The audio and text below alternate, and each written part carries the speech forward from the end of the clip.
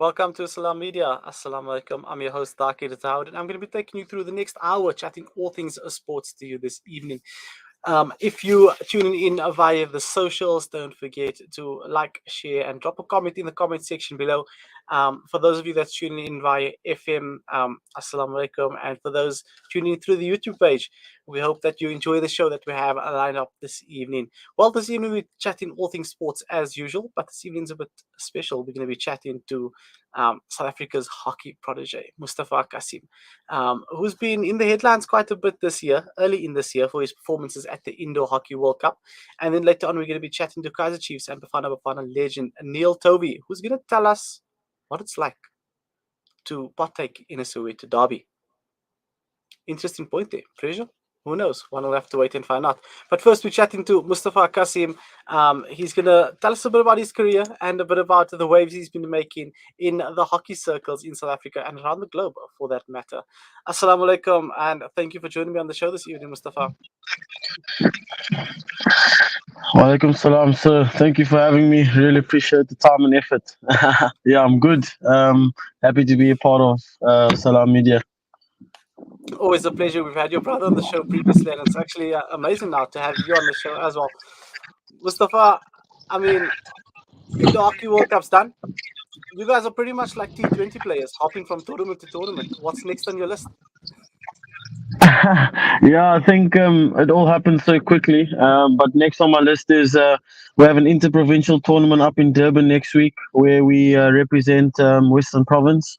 So yeah, we preparing for that at the moment, and then off to Germany in April. Sure. Hectic schedule. Hectic schedule Yeah, indeed. I yeah, think you're yeah. running away just before winter, so you've got your season sorted. Yes, of course. Yeah. Mustafa, tell us a bit about your career in sport. When did you start playing hockey, and at which age or which stage of your life did you realize that this is the sport that I'm actually going to take up full time? Yeah, so I've been asked this question a lot, and I started my hockey career at the age of 5, running around with my dad and my brother on the hockey field, and I think that's where my love for the game started. I then attended Bishop's Diocesan College in Rondebosch, where I got the opportunity, yeah, to attend that like such a prestigious school, where I obviously participated in lots of sports such as rugby, hockey, and cricket, and I think. There was a period in my sporting career or school career where I turned a lot to rugby because yeah, my grandfather played rugby, my dad played rugby, so yeah, I was heading more towards rugby, and then later, I would say in grade 11, I had to make a choice, and I think my heart chose hockey. Yeah, yeah, Do you ever regret it? I mean, you see the stuff that the likes of the Springboks are doing, and then you get yourself a Cape Town boy and Stormers winning the URC. Sure, you've schooled with a lot of those players that were in the squad. Any regrets there? I wouldn't say regrets. I would say that yeah, I'm happy with my decision. I've made it, and I'm happy where I am in my journey. But I do miss it, to be honest. Yeah, I did play with the likes of Sachin Gomezulu, Connor Evans. They're all part of the URC and Western Province squad. So I do miss it. I can tell you that for sure. Well, it's never too late Yeah. for a comeback. One would have to wait and see. Hopefully. Yeah. But I mean, you've been doing the rounds in the hockey circles, and your name has been mentioned and comes up in conversations so many times. But I mean, making your debut 22 in 2020, so young, and many would say that inexperienced for that matter, and to be making your debut at the highest level at such a young age. What was that experience like for you? Was it a dream debut, or was it a game that you'd want to forget?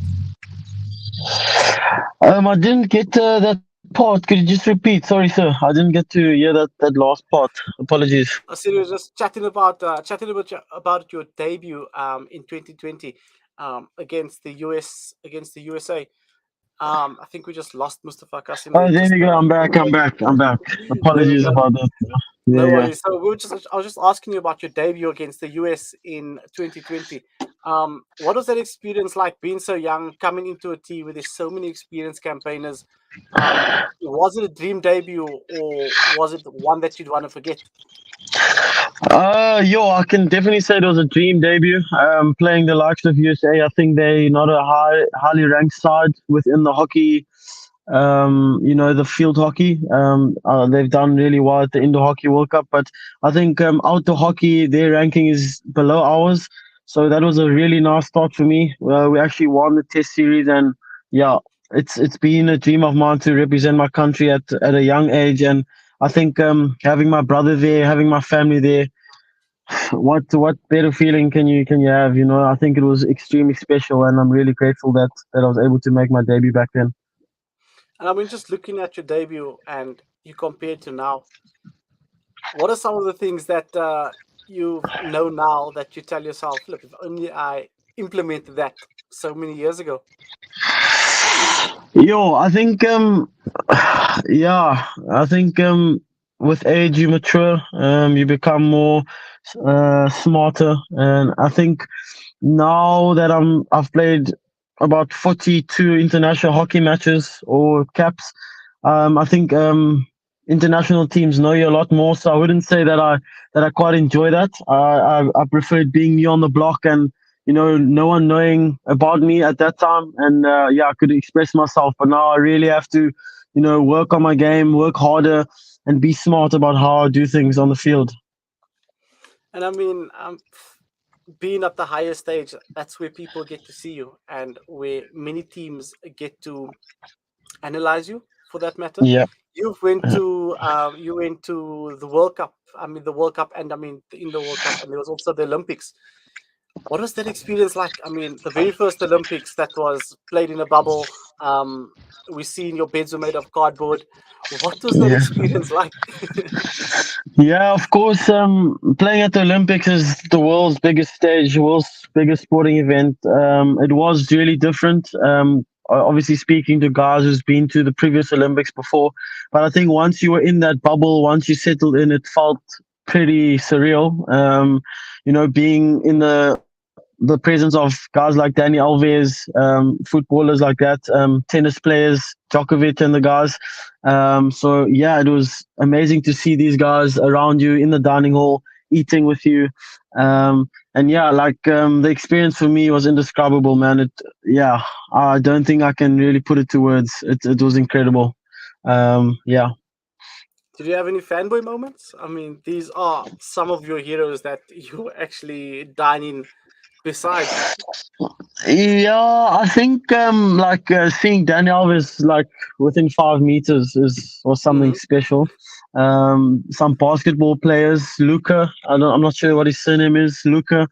Um, and yeah, I think sprinters, the likes of Akani Zambini and those guys, all like in the same building as you. It's incredible.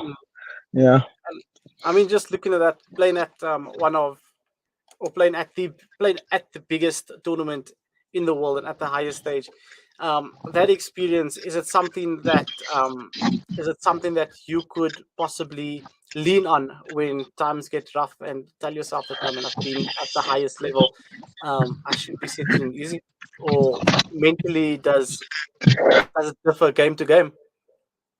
I think it's interesting that you asked that question recently, or I can say post Olympics, you or post Commonwealth Games, you really go through a bit of a slump and a phase where mentally you've just come from such a high, and now you're back to reality where you have to I don't know, go on with your normal life, go back to training again, and you've been training so hard and long for 4 years, and now the event is done, and I think you go into slum and a bit of like a depression state where in the morning you wake up and you're like, flip, I have to do this again. I don't really want to make my bed. I don't really want to get out of bed. And I think that's what I've really not struggled with. I think I really managed that quite well in the past week or 2 weeks, coming from two tough World Cups campaigns. And I think, yeah, you really have to, appreciate those moments, take the good with the bad. And I think that's where you really become mentally tough. But luckily, I have the people close to me, my family supporting me, my teammates, and yeah, man, it's honestly just special that everyone has each other's backs, and Mm. you really just have to dig deep. I mean, we're talking about having each other's backs and digging deep. Um, if we keep it real, we know that hockey is one of the sports that would still be considered semi-professional in South Yeah, Africa. yeah, Um, for you to go to the Olympics, the highest stage, for you to go to the Indoor World Cup and come away with accolades, and then the tournament's done, and all of a sudden you have to find a hustle again. You have to start coaching. You have to find a way to start making money again, and still maintain your physical performance and your physical levels, so that if you do get an international contract or call up, you can then fill in immediately. What's the balance like, and how much stress does it put you under as an athlete? yeah. I think as a South African hockey player, I'm sure I can speak for a lot of guys in the team. It's extremely difficult. You don't get paid for what you for playing for your country. Where the likes of the soccer guys, the cricketers, the rugby guys, they get paid to play for their country. But I think we do it for the love of the game. We do it to inspire the next generation, and hopefully one day they reap the rewards. Yeah, we always have this motto in our indoor team where we want to hawk the dusty roads so that those guys can hawk the highways, you know. And I think yeah, it's stressful, but for me, I'm really just trying to focus on the process. I'm young, and yeah, I don't really try to think about those things too much. I just take it day Mm. by day. But yeah, of course, it's super difficult for a lot of guys to, you know, with the financial pressure that they put under. It's extremely difficult. So yeah, I feel for the players. I feel for the coaching staff. It's extremely tough. And I mean, just moving on to, let's say, a lighter note. It's 2023. The Indo Hockey World Cup took place, and I mean, you got the best junior player of the tournament, and also, yeah, I mean, best junior, the foundation best junior player of the tournament, and you got best junior player of the tournament. Speak us through the experience. What was the Indo Hockey World Cup like, and how did you find the experience? When you're playing at home and the crowd is behind you, yeah, you just give more. I Mm, think obviously that was not my focus to focus on the individual awards. I think that comes after. I think I really just focus on being the best I can for my team, for my family, for mm, South Africa. And yeah, it's really special that you can achieve these things because you know that you've done the work, you've gone to the gym, you've put in the extra hours, and to reap that reward is really special. It hasn't sunk in yet, to be honest. People ask me all the time, like, how does it feel? I say, guys, it hasn't sunk in. Yes, I'm grateful for that, but I can't, you know, rest. mm. I have to keep going. I want to achieve more, and yeah, that's just how I am. I mean, there's Yeah. so much more to come. I mean, you've got so many years ahead of you, but tell me about the experience playing beside your brother. What is that like? Yeah, I love this question because we are super close on and off the field. Yeah, we get on really well, and there's times where we put each other under a lot of pressure. We have moments where we're super hard on each other because you know, we want to achieve. I think my brother has set the path for me in many ways with his hockey career and his life. He's like a role model, and you know, having that big brother is always special. But I think the connection we have, honestly, is Mm. something I'm really always just happy about because we understand each other. We know exactly where to be, when to be, and yeah, it's incredible. Yeah, we're different players, so he's more of the wizard. I call him the wizard. He's more of the skillful guy. I'm more of the guy that loves to be in the physical battle. So we're totally different, but I understand his style of play very well. And I Yeah. mean, having that bromance in the team. What about in the camp when all the lights and the cameras are gone and it's just you're back in camp? Tell us a bit about that bromance, or is it still that irritating brother love that you have there? Yeah, I think we have a good balance. Obviously, growing up, I wouldn't say we had a lot of fights, but would get into like lots of like moments where we disagreed on things. For example, the older brother being the older brother, or the younger brother being the younger brother. When it's Mm. like playing in the yard, for example, I would admit that I got all the hiding because I was the youngest. Because yeah, you just shifted all the blame, and they felt sorry for him obviously and for me. So yeah, it was obviously yeah, it's part of growing up and part of life. So I enjoyed every moment and still do till today. Well, we're gonna Yeah. keep that on the record, and we're actually gonna send it to him and be like, "What's up? Explain yourself here." Yeah, yeah, Just yeah. for getting your That'd brother be in great. trouble. Yes. But I mean, look, there's still, it's what, only February now. You've had a massive year thus far, and there's so much more to come. For the rest of the year, you said you've got your plans in order. What's on your radar for this year? What have you got plans, and what are some of the goals that you've set yourself for this year ahead?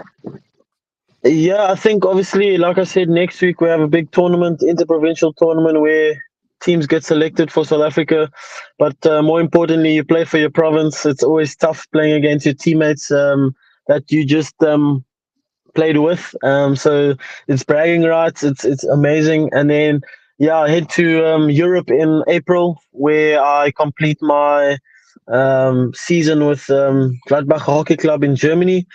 And then obviously the season finishes there, and then obviously the build up to Paris 2024. Mm. This year, yeah, obviously my goals are to get better, achieve more, push harder, and yeah, achieve obviously with my club overseas.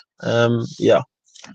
Well, from myself and the team, we'd like to wish you all the best for the rest of the year and your journey Really ahead. appreciate We hope that it's a prosperous one and that you make your community proud, your family proud, and the rest of South Africa. We're rooting for you, and we're all the way. We're backing you all the way to Paris next year, but really appreciate it. Appreciate the time.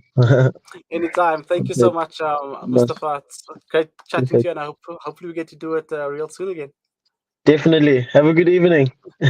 You too. That was Yeah. hockey player Mustapha Cassiem telling us a bit about his career and his experiences from high school right up to playing for the national team.